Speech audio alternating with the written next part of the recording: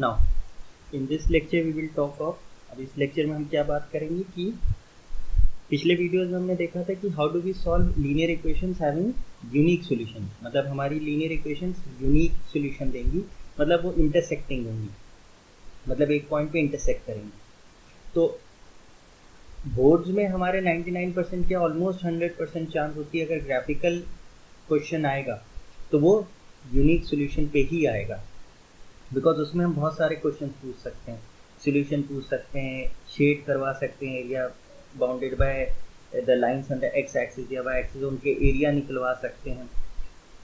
जब infinitely many solution वाला case होता है या नो सॉल्यूशन होता है उसमें हम पूछ नहीं सकते कुछ। इनफाइनाइटली मैनी सॉल्यूशंस में तो इनफाइनाइट सॉल्यूशन है तो हम कितने सॉल्यूशन बता पाएंगे, तो इसलिए ये क्वेश्चन नहीं पूछा जाता। नो सॉल्यूशन में तो सॉल्यूशन ही नहीं है तो हम क्या पूछेंगे।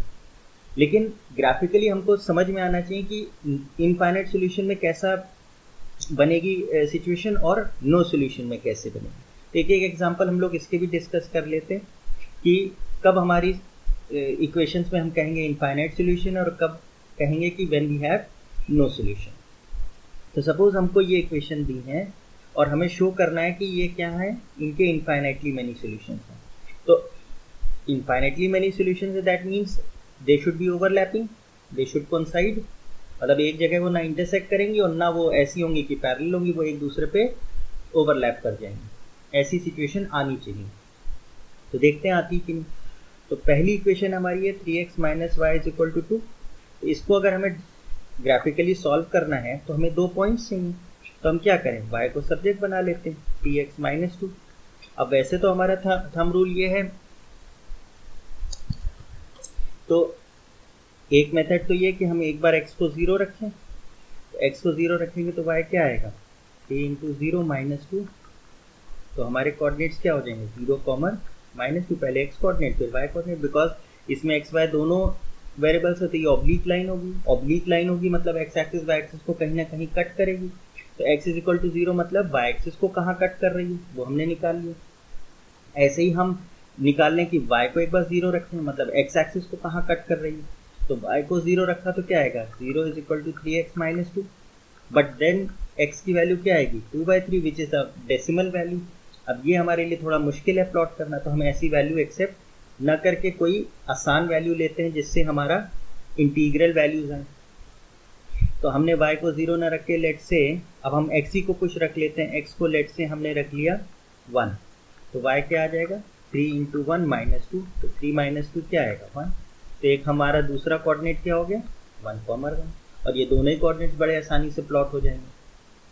ठीक है, इसी तरीके से हम अपनी दूसरी इक्वेशन को देखते हैं, वो है 9x minus 3y is equal to 6। 9x minus 3y is equal to 6। फिर से हमने y को सब्जेक्ट बनाया तो क्या आया 9x minus 6 upon 3 which is what 3x minus 2। अब चेक करिए एग्जैक्टली सेम आई है इक्वेशन, जो पहले थी वो ये आई है। इसका मतलब जब दोनों इक्वेशन सेम है तो दोनों का ग्राफ भी सेम होगा, ये बात तो हमको समझ में आ गई है। लेकिन अब हमें प्लॉट करना है तो लेट से फिर हम वही करते हैं। अच्छा, फॉर द सेक ऑफ वो कहना चाहिए कि एक से ना पॉइंट लें, कुछ डिफरेंट लें, देखें फिर सेम आ रही है। तो लेट से मैंने कहा x को 2 लेते हैं, तो क्या आएगा 3 इंटू 2 माइनस 2, 6 माइनस 2 कितना आया 4, यानी अब हम एक पॉइंट हमें क्या मिला 2,4। 2,4 क्या है x और y की वो वैल्यूज जो इस इक्वेशन को सेटिस्फाई कर रही हैं। लेट से एक पॉइंट हम डिफरेंट ले लेते हैं, x इक्वल टू 3, जो हमने पहले 2 पॉइंट लिए वो ना लेके कुछ और ले रहे हैं। तो y is equal to 3 into 3 minus 2, तो 7 आएगा। अब 7 हो सकता है थोड़ा सा मुश्किल हो, तो लेट से हम 2 ले चुके हैं, 1 ले चुके हैं, 0 ले लेते हैं x को। तो 0 लेंगे तो क्या आ जाएगा 3 into 0 minus 2 which is minus 2। तो ये कोऑर्डिनेट ले चुके हैं। तो लेट से क्या वैल्यू ले लें जिससे थोड़ा मैनेजेबल हो जाए। चलिए 3 ले लेते हैं कोई। तो 3 इंटू 3 माइनस 2 कितना आ गया 7, तो 0 कॉमर 7। तो 2 पॉइंट्स हमको इस इक्वेशन पे मिल गए और 2 पॉइंट्स हमको पहली इक्वेशन पे मिल गए। अब हम इन्हें प्लॉट करते हैं। तो ऑब्वियसली हमें 0 7 लाना है, यानी y एक्सिस पे 7 तक जाना है। तो हम अपनी स्केलिंग कैसे करेंगे 1 2 3 4 5 6 7 और 8। वैसे ही हम नीचे ले लेंगे -1 -2 -3 -4 एंड सो ऑन। इसी तरह हम अब एक्स एक्सिस पे हमें क्या कहाँ तक जाना है, 0 है 1 है 2 है, मतलब एक एक के बिट लेंगे तो कोई प्रॉब्लम नहीं। 1 2 3 -1 -2 -3। बस ध्यान ये रखना है कि एक्स एक्सिस पे एक सा स्केलिंग हो और वाई एक्सिस पे एक तरीके का स्केलिंग हो, दोनों की स्केलिंग सेम हो ये कोई ज़रूरी नहीं है। तो एक्स एक्सिस पे हमने क्या लिया, 1 सेंटीमीटर इक्वल्स टू 1 यूनिट लिया, और वाई एक्सिस पे क्या लिया, 1 सेंटीमीटर इक्वल्स टू 2 यूनिट्स लिया। ठीक है, अब हम अपने पॉइंट्स प्लॉट करते हैं। तो पहला पॉइंट है 0, -2। 0, -2 देखिए ये है, और 1, 1 देखिए ये है। तो इन दोनों से एक लाइन हम पास करा देते हैं। देखिए ये हमारी लाइन हो गई, थोड़ी सी एक्सटेंड भी कर देते हैं। ये हमारी लाइन हो गई पहली, ये हमारी लाइन हो गई, ये क्या नाम है इसका, 3x - y = 2। अब ऐसे ही दूसरी लाइन हम प्लॉट करते हैं। लेट से वो कहाँ से पास हो रही है, 0 7, 0 7 ये है, और 2 4, 2, 4 ये इनसे हम प्लॉट करते हैं। तो ये क्या आएगी,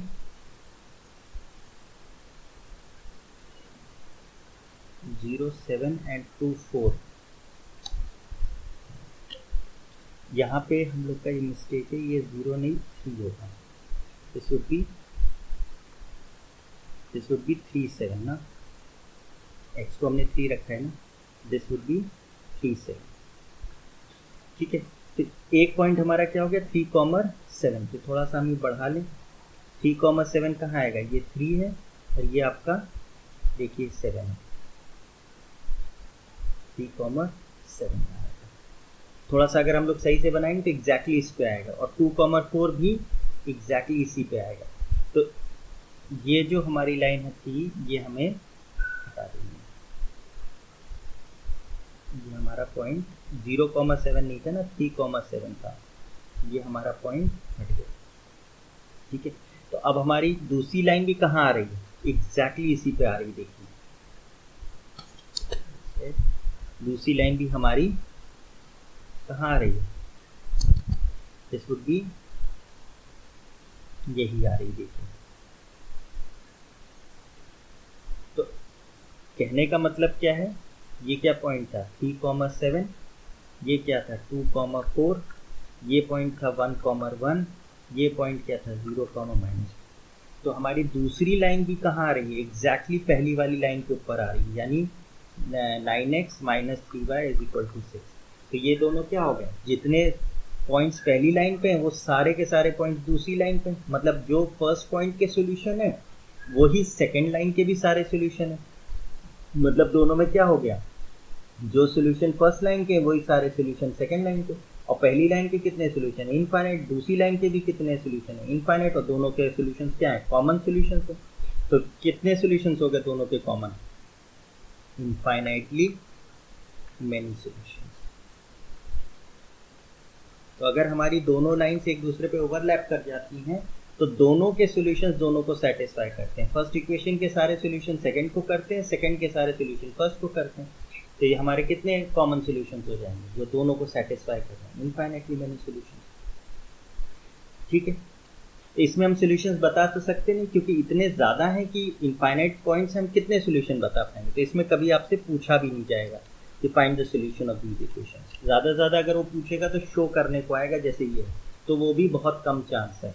वो हमेशा 99.9% यूनिक सॉल्यूशन के ही क्वेश्चन देंगे। नेक्स्ट एक लेते हैं, show graphically that the system of linear equations is inconsistent, that is has no solution. मतलब इन इक्वेशंस का कोई सॉल्यूशन नहीं होगा। नहीं होगा इसका मतलब मेंटली हमारे क्या पिक्चर बन चुकी है कि ये दोनों लाइंस क्या होंगी, पैरेलल होंगी। तो ठीक है, बना के देखते हैं। पहली इक्वेशन क्या है, 2x - 3y = 5। तो y को सब्जेक्ट बना लीजिए, 2x - 5/3। तो अब हम ऐसी वैल्यू x की रखें जिससे फ्रैक्शन नहीं है। तो लेट से अगर हमने x को 1 रख लिया, क्योंकि अगर 0 रखेंगे तो -5/3 आएगा, वो फ्रैक्शन में आएगा। तो x को 1 रखा तो y क्या आया, 2 - 5/3 विच इज़ -3/3। तो क्या आ गया, -1। तो पहला कोऑर्डिनेट पहली लाइन पे क्या मिला, 1, -1। इसी तरह से x को हम क्या रख दें जिससे कि हमारा फ्रैक्शन आने से बच जाए। 2 रखेंगे तो 4, 4 - 5 -1। 3 रखेंगे 3 2 6 -5, वो भी 1 आएगा। 4 रखें 4 2 8 -5, 3/3 कट जाएगा। तो x को क्या रख दें, 4 रख दें। तो 4 2 8 -5/3 विच इज़ 3/3। तो क्या आंसर आया, 1। तो दूसरा कोऑर्डिनेट हम क्या ले सकते हैं, 4, 1। ठीक है। इसी तरीके से अब सेकेंड इक्वेशन पे आते हैं। 6y - 4x = 3। तो y को सब्जेक्ट बना लें। y को सब्जेक्ट बनाए तो क्या आया, 4x + 3/6। तो अगर हम x को लेट से 0 रखते हैं, x को 0 रखा तो y क्या आया, 3/6 विच इज़ हाफ। अब हाफ तो हम प्लॉट कर सकते हैं, 0.5, 0, 1 के मिड वैल्यू, इसे तो हम एक्सेप्ट कर सकते हैं। तो 0,5।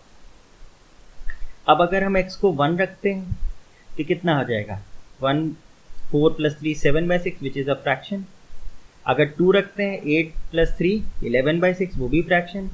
3 रखते हैं 3 4 12, 12 + 3 15/6, 15/6 क्या होगा, 2.5, वो हम एक्सेप्ट कर सकते हैं। तो x को क्या रख लिया, 3। तो y क्या आ गया, 4 3 12 + 3/6 15/6, 3 5 3 2 2.5। 0.5 वाला तो हम रख सकते हैं, क्यों, क्योंकि वो मिड वैल्यू आ जाएगी दो वैल्यूज के बीच में। तो 0,5/2। तो इस इक्वेशन की भी हमें दोनों कोऑर्डिनेट्स मिल गए। अब हम अपनी इक्वेशन को प्लॉट कर लेते हैं। तो लेट से पहला पॉइंट क्या है, पहले तो हम इसे मार्क कर लें। अच्छा, कोई भी वैल्यू एक्स एक्सिस पे 4 से ज़्यादा नहीं है, तो हम एक एक का ही ले लेते हैं। लेट से ये हो गया 1 2 3 4, यहाँ हो गया -1 -2 -3 -4। तो एक्स एक्सिस पे स्केल क्या हो गया, 1 सेंटीमीटर = 1 यूनिट। वाई एक्सिस पे देखिए मैक्सिमम वैल्यू 5/2 2.5 जा रही, तो इसका मतलब हम एक एक का ही स्केल ले लें। 3 4, यहाँ पे हो गया -1 -2 -3 एंड सो ऑन। तो यहाँ पे भी हमने 1 सेंटीमीटर = 1 यूनिट ले लिया। अब प्लॉट करते हैं। तो 1, -1 -1 ये है, और 4, 1 देखिए ये है।